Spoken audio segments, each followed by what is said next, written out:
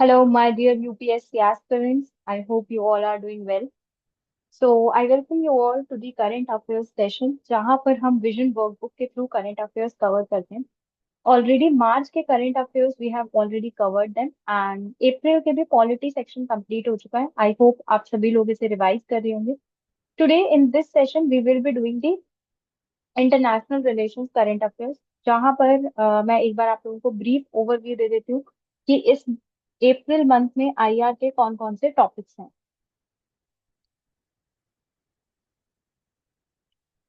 जैसे कि हमारे पास टॉपिक्स हैं: emerging world order, inward looking development strategy, Indus water treaty क्योंकि इंडिया ने इसको अबेंस में रख दिया था. फिर इंडिया और चाइना के जो रिलेशन है उनको 75 ईयर्स हो चुके हैं. चाइना रेयर अर्थ एलिमेंट्स पे एक्सपोर्ट कंट्रोल लगा रहा है. Sorry. Okay. Then India Sri Lanka relations. तो इंटरनेशनल रिलेशंस है, तो डिफरेंट कंट्रीज के साथ हम पढ़ेंगे कैसे हमारे रिलेशंस चल रहे हैं, इंडियन डायस्पोरा एक्सेट्रा. अभी जो फर्स्ट टॉपिक है हमारा, it is the emerging world order. Okay, तो वर्ल्ड ऑर्डर बेसिकली क्या होता है कि किस तरह से कौन सी कंट्री के पास ज्यादा पावर है, कहाँ पर पावर शिफ्ट हो रही है, कैसा फ्रेमवर्क चल रहा है वर्ल्ड पॉलिटिक्स का. तो बेसिकली जैसे डिफरेंट तरीके के वर्ल्ड ऑर्डर्स हम देख चुके हैं. We have seen the unipolar world order जहाँ पे यूएस सबसे ज्यादा स्ट्रांग हो गया था. We have seen the bipolar world order जब यूएस और यूएसएसआर दोनों पावरफुल हो रहे थे. एंड करेंटली अगर हम देखें तो world order multipolar world order है. मल्टीपोलर मतलब मल्टीपल पोल्स इमर्ज हो रहे हैं जो कि पावरफुल है. फॉर एग्जाम्पल, अब ऐसा नहीं है कि सिर्फ यूएस की हेजमनी बची हुई है, दूसरे पावर्स भी जो क्या कहते हैं इमर्ज हो रहे हैं. For example, we have this, we have China, we have India. तो मल्टीपल पोल्स अब इमर्ज हो रहे हैं. So that is what we mean by कि अभी इमर्जिंग, अभी कैसा एक वर्ल्ड ऑर्डर चल रहा है. हाल ही में क्या हुआ कि बिम्स्टेक में जो हमारे एक्सटर्नल अफेयर्स मिनिस्टर हैं एस जयशंकर, उन्होंने बताया कि जो न्यू वर्ल्ड ऑर्डर है वो रीजनल रहेगा और एजेंडा स्पेसिफिक रहेगा. रीजनल मतलब एशियान कंट्रीज का भी उसमें क्या कहते हैं वॉइस रहेगी. एशियन कंट्रीज की वॉइस रहेगी. अफ्रीकन कंट्रीज भी अपने बारे में बोल सकती हैं. एशिया में, within Asia, East Asia, West Asia, South America, सब लोग जिस जो रीजन जो इश्यूज फेस कर रहे हैं वो सब वॉइस किए जाएंगे. एजेंडा स्पेसिफिक मतलब कि जिस रीजन का जो भी जैसे एजेंडा है उसको भी काफी अच्छे से डिस्कशन होगा. पहले अगर हम देखें तो जब यूनिपोलर वर्ल्ड ऑर्डर था तो इट वाज मोर अबाउट कि कैसे यूएसए जो है उसके फेवर में पॉलिसीज डिजाइन हो रही हैं. यहाँ पर एक साइड में बॉक्स बना हुआ है जो कि मॉडर्न वर्ल्ड ऑर्डर के इवोल्यूशन की बात कर रहा है और क्या क्या टर्निंग पॉइंट्स थे in this global political architecture. तो अगर हम देखें तो सबसे पहले हमारे पास 1648 के आसपास हमारे पास वेस्टफेलियन सिस्टम था. वेस्टफेलियन सिस्टम में क्या था, मल्टीपल कंट्रीज थी. For example, we had France, we had Britain, we had Austria etcetera जो आपस में फाइट कर रही थी. Then ultimately treaty of Westphalia हुई जहां पर इन्होंने शांति बनाई. उसके बाद रिवोल्यूशन आए जैसे कि अमेरिकन रिवोल्यूशन, फ्रेंच रिवोल्यूशन, और लिबरल वैल्यूज राइज हुई of democracy etcetera. Post world war one के बाद हमने एक आइडियलिज्म की सिचुएशन देखी क्योंकि वर्ल्ड वॉर वन के टाइम पे काफी ज्यादा फाइट हो रही थी कंट्रीज के बीच में. तो इन लोगों ने क्या कहते हैं लीग ऑफ नेशंस बनाया कि अब हम कोऑपरेशन और पीस रखेंगे, लेकिन वो अल्टीमेटली इमर्ज नहीं हो पाया. देन इसके बाद सेकेंड वर्ल्ड वॉर होती है, फिर एक बाइपोलर वर्ल्ड हम देखते हैं. सेकेंड वर्ल्ड वॉर के बाद कोल्ड वॉर स्टार्ट होती है और उसके बाद we gradually see that unipolarity से मल्टीपोलैरिटी आ रही होती है. वर्ल्ड ऑर्डर के बारे में मैंने आपको बता दिया. अब फैक्टर्स क्या हैं इस वर्ल्ड ऑर्डर के पीछे, नए वर्ल्ड ऑर्डर के पीछे क्या क्या फैक्टर्स हैं. तो सबसे पहले तो जो पोस्ट वॉर मल्टीलेटरलिज्म था वो काफी ज्यादा डिक्लाइन हो रहा है. जो यूएन का फेलियर हमने देखा. For example, UN was not able and still is not able to deal with multiple conflicts, चाहे वो यूक्रेन हो, गाजा हो, थाईलैंड कंबोडिया के बीच में कॉन्फ्लिक्ट हो. मल्टीपल क्राइसिस इमर्ज हो रही है जैसे कि वॉर, क्लाइमेट, पेंडेमिक, जिनके लिए इट इज नेसेसरी कि सब कंट्रीज साथ में आए और मिलकर इनसे डील करें. एक रीजनल और एजेंडा बेस्ड जियो पॉलिटिक्स आई. फॉर एग्जाम्पल, ब्रिक्स राइज हुआ, साउथ साउथ कोऑपरेशन आया जिसकी वजह से मल्टीपोलैरिटी इमर्ज हो रही है. मल्टीपोलैरिटी दैट इज की जो वर्ल्ड है वो किसी एक सिंगल पावर से अब डोमिनेटेड नहीं है, बायपोलर से. देयर आर मल्टीपल कंट्रीज जो कि ग्लोबल प्लेटफॉर्म्स पे इमर्ज हो रही है. अब इस सब के बीच में इंडिया के पास क्या क्या अपॉर्चुनिटीज है.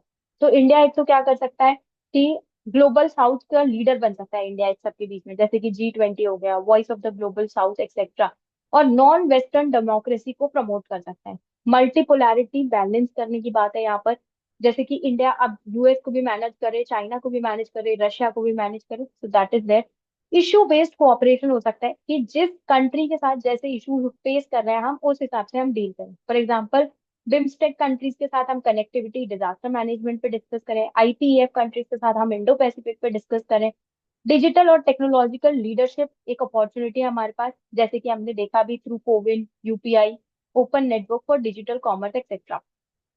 क्लाइमेट डिप्लोमेसी को हम हार्नेस कर सकते हैं इस वक्त through green growth, finance reform. India already international solar alliance का एक पार्ट है।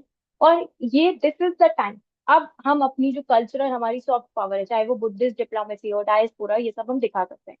तो अल्टीमेटली कंक्लूजन शुड बी कि इंडिया जो है, जो इवॉल्विंग वर्ल्ड ऑर्डर है, उसको हमें यूज करना है एक inclusive future ready global norm based system की। Another topic is inward looking development strategies. तो ये inward looking development strategies basically ये बात हो रही है due to the different kinds of tariffs जो कि ट्रम्प लगा रहे हैं।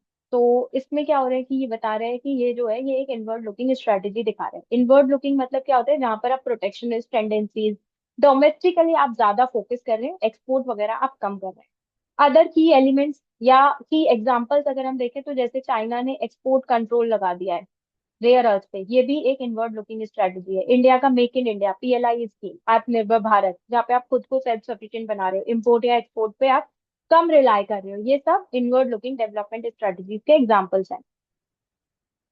डेफिनेशन की अगर हम बात करें क्या मतलब होता है, तो वही indigenous raw material, domestic production, local industries को प्रोटेक्ट करना, एक्सटर्नल डिपेंडेंस को कम करना, ये सब इनवर्ड लुकिंग डेवलपमेंट स्ट्रेटजीज के अंदर आता है।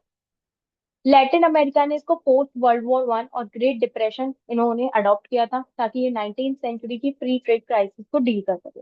तो इसका क्या मतलब हुआ, तो यहाँ पे क्या हो रहा था, लैटिन अमेरिका में ये लोग वर्ल्ड वॉर वन के पहले क्या कर रहे थे कि प्राइमरी कमोडिटीज को एक्सपोर्ट कर रहे थे और मैन्युफैक्चर्ड गुड्स को इम्पोर्ट कर रहे थे। अब ऐसा करने में हुआ क्या कि जैसे ही अगर ग्लोबल इकोनॉमी की डिमांड कम होती थी तो ये कंट्रीज सबसे पहले अफेक्ट हो जाती थी। तो इससे डील करने के लिए इन्होंने क्या कहते हैं, इन्होंने भी इनवर्ड लुकिंग डेवलपमेंट स्ट्रेटजीज पर फोकस करना स्टार्ट कर दिया, जहाँ पे इम्पोर्ट सब्स्टिट्यूशन एक्सेट्रा इस पर फोकस किया। इंडिया ने पोस्ट इंडिपेंडेंस कोलोनियल एक्सप्लॉइटेशन और इस सब की वजह से भी इंडिया ने प्रोटेक्शनिज्म पे फोकस किया था पोस्ट इंडिपेंडेंस, क्योंकि हम 100 साल बाद हम इंडिपेंडेंट हुए, तो हमको लगा अब दोबारा से कहीं कोई हम पे दोबारा से राज ना करे इन सब चीजों के चक्कर में, तो हमने इकोनॉमिक ऑटोनॉमी को मेंटेन करने की कोशिश की। देन डेवलपमेंट स्ट्रेटजी इनवर्ड और आउटवर्ड लुकिंग में क्या क्या डिफरेंसेस होते हैं। तो इनवर्ड लुकिंग स्ट्रेटजी क्या होती है, broader trend of deglobalisation, लेकिन आउटवर्ड लुकिंग जो है वो ग्लोबलाइजेशन से इंटीग्रेटेड होती है। तो डी ग्लोबलाइजेशन मतलब जैसे कि ग्लोबलाइजेशन का ऑपोजिट, ग्लोबलाइजेशन क्या होता है, जहाँ पे ज्यादा से ज्यादा कनेक्टिविटी हो रही है, लोगों के बीच में ज्यादा से ज्यादा ट्रेड हो रहा है, लेकिन डी ग्लोबलाइजेशन जहाँ पे आप ये चीजें कम हो रही है। Inward looking strategy local industries को सपोर्ट करती है, बट आउटवर्ड लुकिंग जो है वो फ्री ट्रेड पर फोकस करती है। इनवर्ड लुकिंग डोमेस्टिक जॉब्स को प्रोटेक्ट करती है, जैसे कि ट्रम्प ने H1B वीजा को कैंसिल कर दिया। लेकिन आउटवर्ड लुकिंग जो है वो फॉरेन इन्वेस्टमेंट को वेलकम करती है, for example India FDI, FPI etcetera. Inward looking के लिए आप टैरिफ, सब्सिडीज ये सब लगाते हैं, लेकिन वहां पर टैरिफ और सब्सिडी क्या होता है, टैरिफ मतलब बाहर के गुड्स जो आ रहे हैं उन पे आप कोई टैक्स लगा रहे हो। सब्सिडी के मतलब क्या है कि आप अपनी अपनी इंडस्ट्रीज को सपोर्ट कर रहे हो, तो उससे क्या होगा कि बाहर का गुड महंगा हो जाएगा, आपकी कंट्री में जो प्रोड्यूस हो रहा है वो सस्ता हो जाएगा। देन वो फॉरेन कंपटीशन को लिमिट करेगा इनवर्ड लुकिंग, क्योंकि आप फॉरेन कंपटीशन को आने नहीं दे रहे हो। लेकिन जो आउटवर्ड लुकिंग है वो फॉरेन कंपटीशन को प्रमोट करेगा, इकोनॉमिक एफिशिएंसी को प्रमोट करेगा। अल्टीमेटली जो इम्पोर्ट और एक्सपोर्ट इस सब का कॉन्सेप्ट बना ही इसलिए था ट्रेडिंग करने का, कि कोई कंट्री हो सकता है कोई गुड 60 रुपए में बना रही है, दूसरी 70 में बना रही है, तो क्यों नहीं 60 रुपए वाला हम ले लें और हम खुद जो सस्ता बना सकते हैं वो बनाए। तो that is what it is all about. Then major objectives और अप्रोचेस क्या होते हैं इनवर्ड लुकिंग, तो सबसे पहले तो इनका नेशनल सिक्योरिटी, स्ट्रेटेजिक ऑटोनॉमी। तो ये जैसे हम काफी बार बात करते हैं, फॉर एग्जांपल क्रिटिकल मिनरल्स, ये इस तरह की चीजें होती है जिसमें मे बी उस कंट्री ने अगर हमको देना बंद कर दिया तो हम क्या करेंगे, तो इसलिए हमारे पास क्या कहते हैं डोमेस्टिक सप्लाई चेन होनी चाहिए। देन इकोनॉमिक सोवरेनिटी को रिक्लेम करने के लिए भी ये किया जा सकता है। फॉर एग्जाम्पल काफी बार हमने देखा है global institution, WTO, IMF etcetera, ये लोग रिच नेशंस को फेवर करते हैं, तो इसलिए इनवर्ड स्ट्रेटेजीज हम लेकर आते हैं। डोमेस्टिक मैन्युफैक्चरिंग को रिवाइव करने के लिए कई बार, जैसे कि अभी यूएसए में भी यही हो रहा है, इतना ज्यादा वो लोग इम्पोर्ट वगैरह कर रहे हैं कि डोमेस्टिक मैन्युफैक्चरिंग जो है वो हैम्पर हो जाती है, इससे जॉब क्रिएशन भी होता है। Trade imbalance for example USA का एक मेजर रीजन ये भी है। अब इसके नेगेटिव इम्पैक्ट्स क्या क्या हो सकते हैं, तो कंज्यूमर प्राइस हाई हो सकता है, क्योंकि आप अगर हो सकता है आपकी कंट्री में वो आप $80 में बना रहे हो, दूसरी कंट्री में 60 में ही बन रहा था, तो टेरिफ, इम्पोर्ट बैन, इस सबसे भी कॉस्ट बढ़ती है, कम कंपटीशन कम होता है, चॉइसेस लिमिट हो जाती हैं। देन एफिशिएंसी कम होती है, क्योंकि यहाँ से तो जैसे कोई स्किल्ड वर्कर जाके यूएसए में कम रेट में काम कर रहा था, अब वहां पे ना तो कंपटीशन बचा तो एफिशिएंसी कम हो गई, सप्लाई चेन डिसरप्शन हो जाते हैं। अभी तक तो आपके पास कहीं और से आ रहा था, लेकिन एकदम से आपने टैरिफ वगैरह लगा दिए, तो अब वो सप्लाई चेन उस प्रोडक्ट को बनाने के लिए जो मटेरियल चाहिए वो कैसे आएगा। ट्रेड टेंशन होते हैं, प्रोटेक्शनिज्म से ब्लॉक फॉर्मेशन होते हैं, एक्सेट्रा। तो इकोनॉमिक सोवरेनिटी तो आप इंश्योर कर लेते हो, लेकिन इससे आपकी एफिशिएंसी और कंज्यूमर्स हर्ट होते हैं। तो बेसिकली आपको क्या करना है, खुद की कैपेसिटी बिल्डिंग, टेक्नोलॉजी और स्किल डेवलपमेंट पे आपको वर्क करना चाहिए, ताकि आप ओवरऑल अपनी इकोनॉमी पे वर्क कर सकें। Next is Indus water treaty. तो इंडिया ने इसको अभी अबेंस में रख दिया है, क्योंकि हाल ही में जो हमने देखा था कि पाकिस्तान ने जो हमारे ऊपर टेररिस्ट अटैक किया था हमारे सिविलियंस के ऊपर, इसलिए हमने बोला हम, एक स्टेटमेंट है कि blood and water can not flow together, तो हमने इसको अबेंस में रख दिया। अबेंस मतलब कि टेम्परेरीली इसको सस्पेंड कर दिया है। लीगली ये रिकॉग्नाइज नहीं है concept under international treaty law. ना तो इंडस वाटर ट्रीटी ना ही वेना कन्वेंशन इसको अलाउ करता है suspension via अबेंस।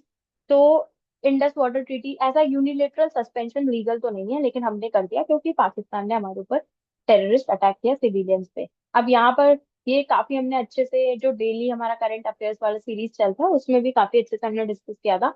Indus water treaty के बारे में थोड़ा समझ लेते हैं। 1960 में साइन हुई थी, वर्ल्ड बैंक ने इसको ब्रोकर किया था।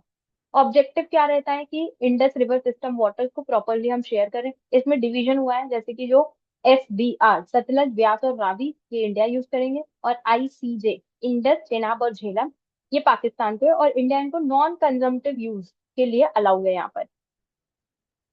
यहाँ पर एक और आर्टिकल जो कहता है कि west India must let flow western rivers to Pakistan. तो इंडिया इनका जो फ्लो है वो नहीं रोक सकता है, ऑल्दो इंडिया के पास, आपके पास क्या कहते हैं, पाकिस्तान एलोकेट वेस्टर्न रिवर्स जो है, जो पाकिस्तान को एलोकेट हुई है, वो उनका फ्लो इंडिया नहीं रोक सकता। डेटा शेयरिंग होगी प्रॉपरली। डिस्प्यूट रेजोल्यूशन के लिए 3 यहाँ पे स्टेप्स बनाए गए हैं कि परमानेंट इंडस कमीशन होगी जो कि एनुअली मिलेगी, न्यूट्रल एक्सपर्ट होगा, उसका डिसीजन बाइंडिंग होगा, और कोर्ट ऑफ आर्बिट्रेशन है। अभी इस सस्पेंशन से अब इम्प्लीकेशन क्या क्या होंगे इंडिया और पाकिस्तान दोनों पे समझ लेते हैं। तो इंडिया की थोड़ी सी क्या है कि क्रेडिबिलिटी हैम्पर हो सकती है, क्योंकि यूनिलेटरली इसने इसको अबेंस में रख दिया। और एक ये भी हो सकता है कि जो इंडिया है वो वाटर को एज अ वेपन यूज कर रहा है, कल को चाइना भी में भी यूज कर सकता है over the Brahmaputra river. Pakistan के ऊपर जैसे उनके 80% जो उनका काफी ज्यादा क्रॉप जो है वो इंडस से इरिगेशन पे डिपेंडेंट है, फूड सिक्योरिटी हैम्पर हो सकती है। इकोनॉमिकली इम्पैक्ट हो सकता है अगर एग्रीकल्चर प्रॉपर नहीं हो पाएगा, एनर्जी और वाटर स्ट्रेस हो जाएगा। अदर इश्यूज ये हैं जैसे कि पाकिस्तान, हम जो भी डैम्स वगैरह बनाते हैं वहां पे, झेलम पे, चिनाब पे, उन पे बार बार अपोज करता है।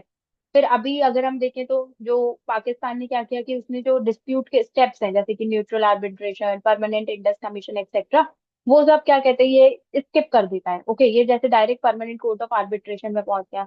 बायोडाइवर्सिटी को थ्रेट है। अब ये आप सोचो कैसे, तो क्या होता है जब रिवर पे डैम वगैरह बना रहे हैं या उसका फ्लो ऑल्टर हो रहा है, तो जो डॉल्फिन होते हैं वो एक पर्टिकुलरली पानी का फ्लो मेंटेन रहना चाहिए, वो नहीं रह पाता है, तो फिर उनको इम्पैक्ट होता है। टेररिस्ट लिंक है, जैसे हाँ यहाँ पे हमने बोला खून और पानी साथ में नहीं बह सकता, प्रॉपर डेटा शेयरिंग ये लोग करते नहीं है। अदर इंटरनेशनल प्रिंसिपल्स अगर हम देखें इंटरनेशनल वाटर शेयरिंग पे, तो हेल्सिंकी रूल्स है, कन्वेंशन है, UN का वाटर कोर्स कन्वेंशन भी है, और इंडिया, चाइना और पाकिस्तान इसके सिग्नेटरी नहीं है। तो this is a prelims fact जो आप यूज कर सकते हैं। मेंस में भी आप इसको आंसर में यूज कर सकते हैं कि अदर जो कन्वेंशन है उनको भी हम अप्लाई कर सकते हैं, ताकि प्रॉपरली वाटर का यूज मेंटेन कर सके। इंडिया ने जो ये अबेंस किया है एक स्ट्रैटेजिक मैसेज है, लेकिन हमने ट्रीटी को रिजेक्ट नहीं किया है। ट्रीटी को जो है real world politics, credibility etcetera, ये सब रिफ्लेक्ट करने के लिए हम उसको यूज कर सकते हैं। So in the next video we will be discussing the further topics of international relation. अभी इस वीडियो में आज हमने 2 से 3 टॉपिक्स डिस्कस किए हैं। अब आपको घर जाके दोबारा से आप इसको रिवाइज कीजिए, जो भी आपके डाउट्स हैं आप कमेंट में पूछ सकते हैं, या फिर आप मेरे टेलीग्राम चैनल UPSC विद नित्या पांडे में पूछ सकते हैं। Thank you for watching this.